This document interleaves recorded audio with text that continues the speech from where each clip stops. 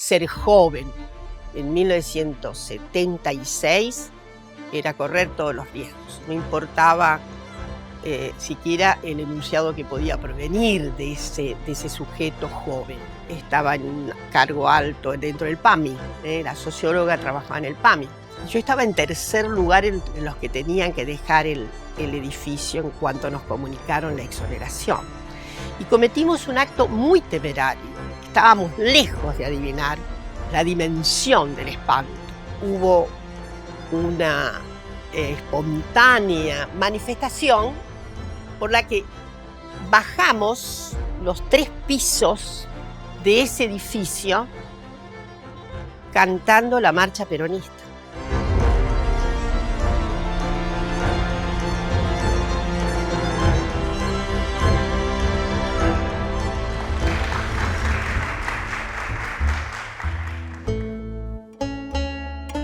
Muy buenos días a todas, todos y todes. Bueno, muchísimas gracias por esta reunión. Yo soy Dora Barrancos, nací hace muchísimos años, voy a decir el 15 de agosto de 1940, en una pequeña localidad de lo que soy la provincia de La Pampa, Jacinto Arauz. Yo vivía en Rancul, y Rancul era una pequeña localidad, muy pequeña, y era en realidad una localidad urbana, tan pocos habitantes, norte de La Pampa, ¿no? Cuando yo pasé mi niñez ahí, y aprendí a leer muy niña. Por ahí se ha dicho que yo sabía leer con 2, 3 años. No es así. Yo me sentaba en un dintel y entonces hacía como que leía. Y parece ser que yo repetía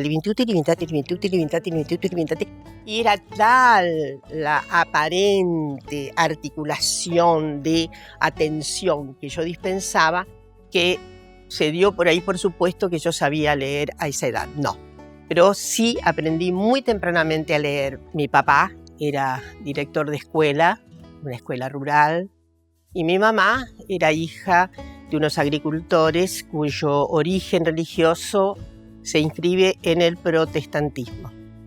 Es una rama del viejo protestantismo que es muy conocida, sobre todo en Italia y demás, que es la comunidad valdense. La iglesia valdense tiene una conformación, ¿cómo decirlo?, de aspectos conceptuales y demás que tienen mucho que ver con Calvino. Todo esto para decirles que cuando yo era chica, mi mamá tenía un cultivo de deber ser conmigo muy exigente. El calvinismo es muy imperativo, categórico respecto de ciertas conductas. Sobre todo, me parece, una cierta irradiación del viejo arquetipo de fundar la culpa judeo-cristiana. Esto es más o menos para que tengan ustedes ideas de cierta concurrencia valorativa, normativa respecto del deber ser, de ciertas obligaciones con los prójimos. La comunidad valdense se reconoce por su ascetismo muy grande, la frugalidad, algo que yo, la verdad, no, con lo que no comulgo.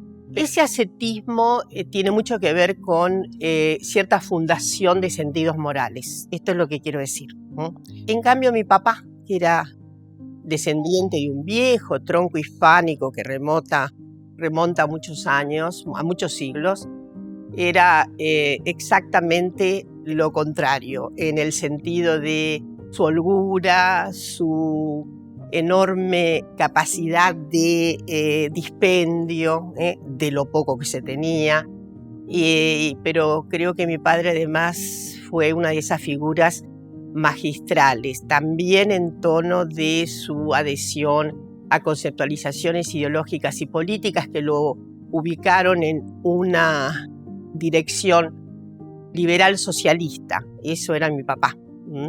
Y entonces sí, también por ese lado había una suerte de iniciación de nuestras conductas respecto de la fraternidad, la solidaridad, el hecho de que recuerdo cuando yo era niña, si había una naranja era La Pampa, no es un lugar donde abundan las frutas, por supuesto, y eso había que compartirlo. Entonces eso creo que me marcó muchísimo mi vida. Y también creo que desde el punto de vista de lo que luego conseguí ser, tanto mi madre como mi padre son indicaciones muy importantes, ¿no? En mi madre la obligación de ser y de mi padre una celebración muy grande, una apuesta. Siempre evoco la característica central de esa apuesta a mi formación intelectual, a mi formación en ciertos valores políticos que tenían que ver con consagraciones solidarias y demás.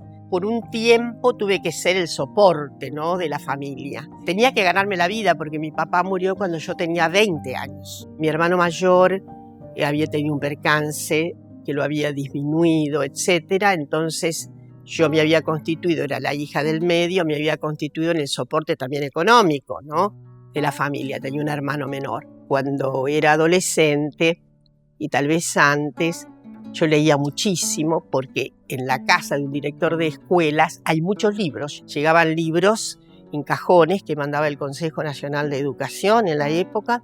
Debo decir que el olor a los libros para mí era así una celebración. Como leía tanto y demás, yo era muy cocorita respecto de lo que sabía, como ustedes pueden imaginar. Entonces era una especie, como decir, de capital simbólico, diría Bourdieu, ¿no?, que yo tenía. Y a mí me producía enorme satisfacción ganarle discusiones a los varones. Creo que lo que más producía en mí una extraña sensación de, vaya a saber de qué, de triunfo. Tampoco tenía veleidades de llegar a ser la intelectual. Sabía que era confortable para mí saber, era muy confortable. Allí donde había injusticia me encantaba meterme. Era tan justiciera que cuando hice la escuela secundaria pensaba que mi destino era ser abogada. Entonces había una suerte de ilusión o de cosmovisión que tenía fijeza en la idea de que quienes se ocupaban de la justicia eran los abogados y que entonces yo tenía que ser abogada. Y así fue. Cuando terminé la escuela secundaria fui a estudiar Derecho. Creía que tenía un destino de saber, de mucho compromiso con el saber y de mucho compromiso con el hacer para modificar la sociedad. Creía que ahí tenía en esa coyuntura entre el saber y el hacer, ¿no?, estaba muy impelida a la acción. Me inscribí, en la época había que dar un curso inicial en Derecho, que a mí me encantó, sobre todo porque tenía materias, se daba introducción a la filosofía, y era una materia que daba una profesora muy interesante, muy conservadora. Se llamaba Mercedes Vergadá. Y por ahí hay gente de mi edad, o tal vez más joven, que ha hecho investigación sobre la filosofía en la Argentina y seguramente va a darse con Mercedes Vergadá. Tanto es lo que ocurrió respecto a esa impregnación con la filosofía que me interesaba muchísimo, ¿no? Pasó a interesarme más que las propias materias que tenían una propedéutica ya directamente encalada con el derecho, con la enseñanza del derecho. Bueno, terminó el curso, comencé el primer año y me di cuenta de que me aburría muchísimo. Se produce un cierto desencanto, pero ¿cómo?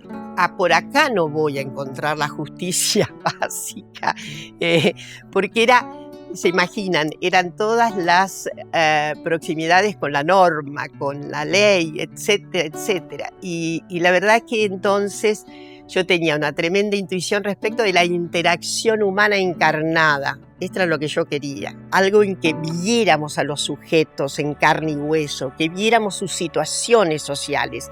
¿Se imaginan que en la época éramos jóvenes muy rebeldes, queríamos transformar el mundo y sus alrededores y queríamos transformarlo de manera radical, nada de que pudiera ser apenas un maquillaje. Entonces, mis adhesiones a el propósito de una sociedad absolutamente justa fue una de las inspiraciones notables de mi juventud.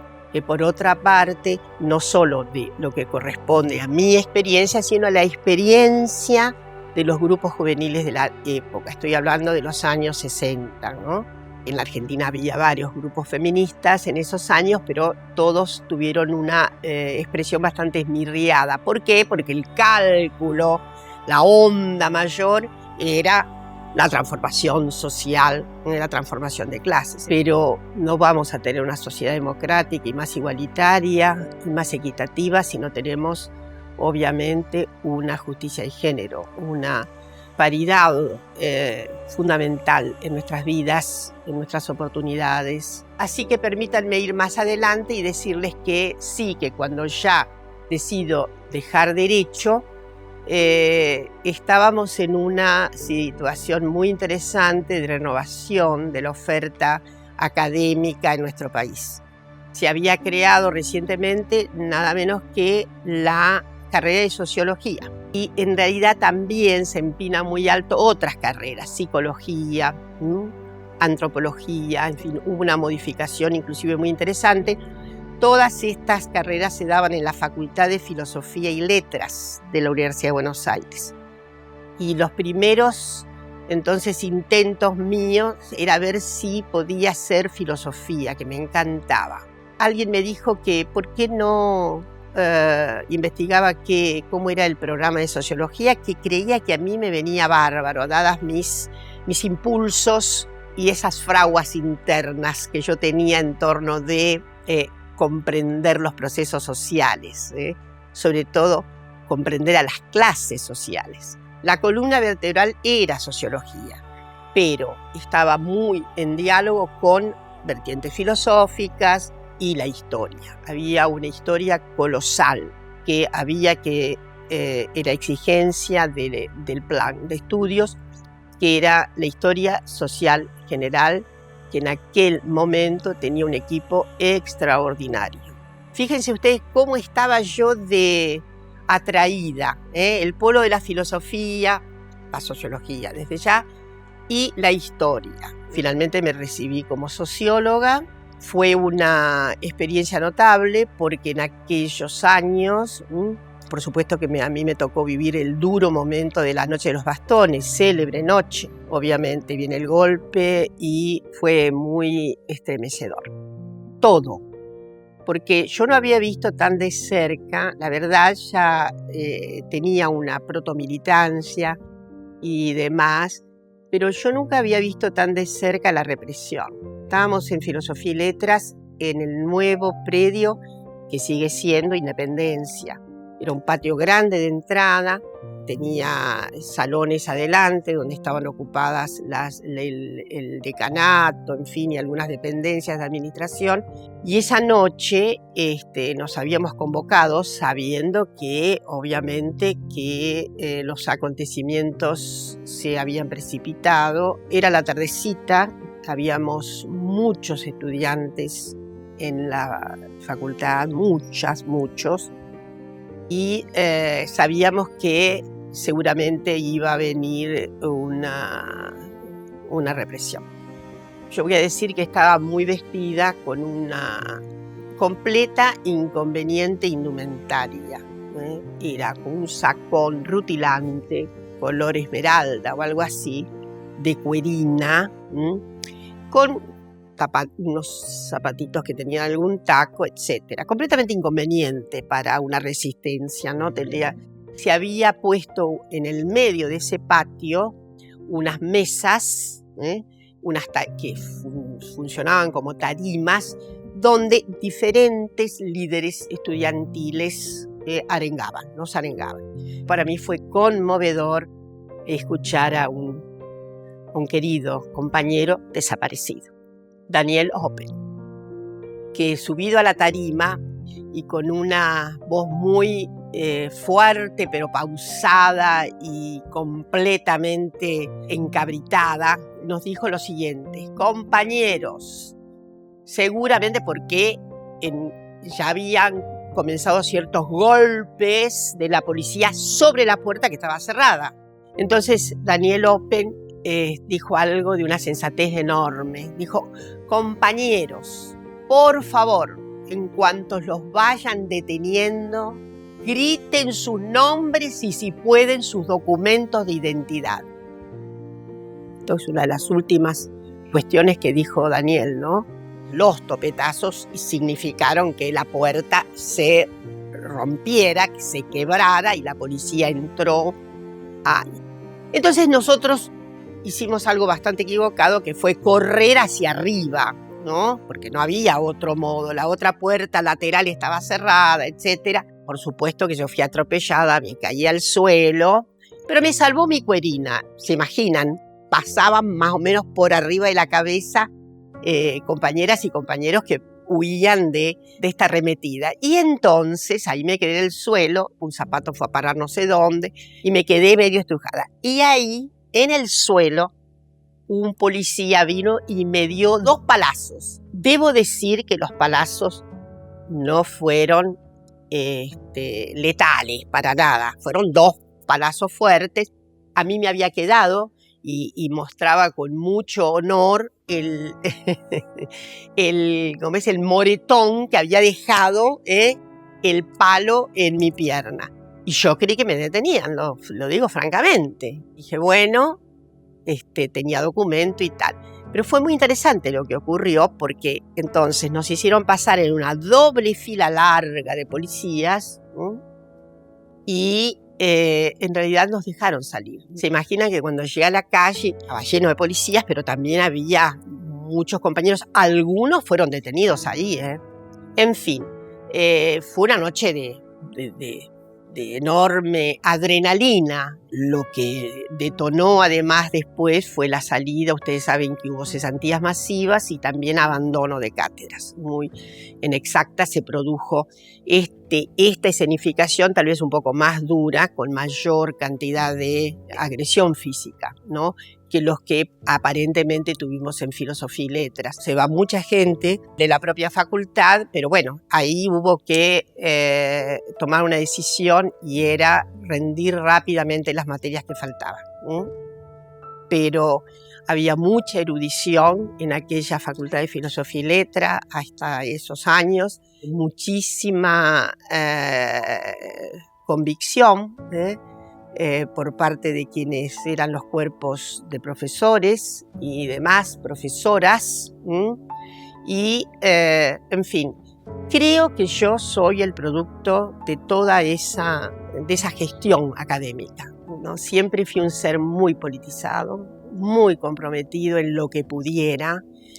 Sí, hubo una etapa en la que hice una cierta clausura de lo intelectual. Y en los años 70, inicio, yo ya estaba formada como socióloga y demás, pero hice una cierta clausura, más convencida todavía de que era la acción política fundamental más que la teorización. Y bueno, fueron los años en que de alguna manera destiné más militancia. Yo fui parte de Juventud Peronista. Después de la muerte del Che Guevara, es un hito, porque significó una eclosión. Y después vino la tragedia del terrorismo de Estado.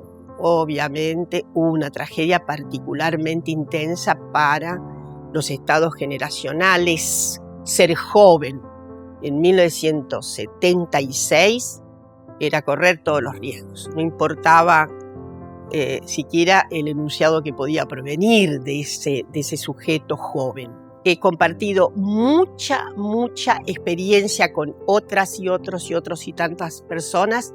Yo vivía en el 4º piso de una casa de departamentos y he compartido la experiencia, sensorial del terror, dónde se para el ascensor después de las 11 de la noche. ¿Me entienden lo que les quiero decir? Sí. Después viene el exilio, ¿no? Y ahí en el exilio una recomposición muy profunda. Yo tenía una tarea, estaba en un cargo alto dentro del PAMI, era socióloga, trabajaba en el PAMI. Y ahí nos exoneraron unos días después. Nos exoneraron en un acto de prevención subversiva, ¿no? Fue notable lo que ocurrió porque en el acierto o desacierto, a ver cómo estábamos en la pauta de la peligrosidad de quienes intervenían en el PAMI, que le tocó a la Marina, porque desarrollo social y todo eso, en la repartición de tareas le tocó a la Marina. Y bueno, yo estaba en tercer lugar entre los que tenían que dejar el edificio en cuanto nos comunicaron la exoneración. Y cometimos un acto muy temerario, porque estábamos lejos de adivinar la dimensión del espanto. Las primeras personas exoneradas del PAMI éramos creo que 16. Entonces en tercer lugar venía mi nombre y nos obligaron a dejar inmediatamente el lugar de trabajo. Y ocurrió algo temerario, dado que en ese lugar había gran parte de los que estaban cesanteados. Hubo una espontánea manifestación por la que bajamos los 3 pisos de ese edificio cantando la marcha peronista. Era un estado de riesgo total. Y nos fuimos a comer a un restaurante grande que había frente ahí en la Avenida de Mayo, sin cálculo de ese riesgo, obviamente. Bueno, en ese momento yo y mucha gente, creo, nos anoticiamos de 2 casos de personas desaparecidas. Esa fue la primera noticia que yo tuve. Bueno, desde luego hubo un incremento de esta fatídica novedad. Y la situación, sí, a medida que pasaron los meses fue muy, muy dura. Muy, muy dura.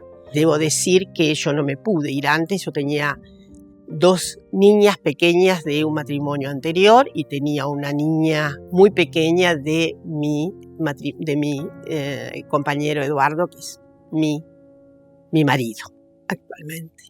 Y tenía que pedir permiso, obviamente, para salir del país. Y el padre de las niñas no me autorizó. Así que la patria potestad ha significado para mí esa circunstancia que pudo haber significado, obviamente nos tuvimos que quedar. Es imposible salir en esas circunstancias, ¿no? Esperamos hasta abril del 77, en que, bueno, ahí sí las circunstancias fueron decisivas, ¿no? Y después sí, una noche, una querida gente amiga me vino a avisar que habían llevado por varios días a una persona muy allegada y en la que ella pedía por favor me avisaran que el interrogatorio habría sido sobre mí. Así que se imaginan ustedes que salimos a dar una vuelta en el viejo Citroën que teníamos que hacer en esas circunstancias, y ahí debo agradecer muchísimo a mi queridísimo compañero Eduardo, que dijo: negra, te tenés que ir, porque es preferible que tus hijas te lloren porque estás circunstancialmente ausente que porque estés muerta. Y bueno, solo pude encontrarme con las niñas mayores. Yo me fui en mayo, terminando las clases en diciembre. Y ahí sí hubo una autorización de salida para mis 2 queridas criaturas. Yo al final he tenido la fortuna extraordinaria de sobrevivir, de encontrarme con mis hijas, de haber hecho un camino notable en Brasil, donde pude hacer mis posgrados, etcétera, donde fui tan bien acogida, tan bien tratada, tan protegida. De modo que he sido afortunada, completamente afortunada. A mí no me ha sido nada difícil mantener mis convicciones. Por supuesto que en la vida política podemos tratar de ir resolviendo, aún con márgenes de acuerdos, para llevar adelante acciones políticas partidizadas. Esto es lo que quiero decir. Acciones políticas hacemos todas las personas. Todas las personas estamos todos los días, nos miramos en el espejo y hay política en el medio. Es lo político. Ahora, la política en el sentido corto, preciso, de partidización, no a todo el mundo le alcanza. Y hay mujeres entre nosotras que padecen más.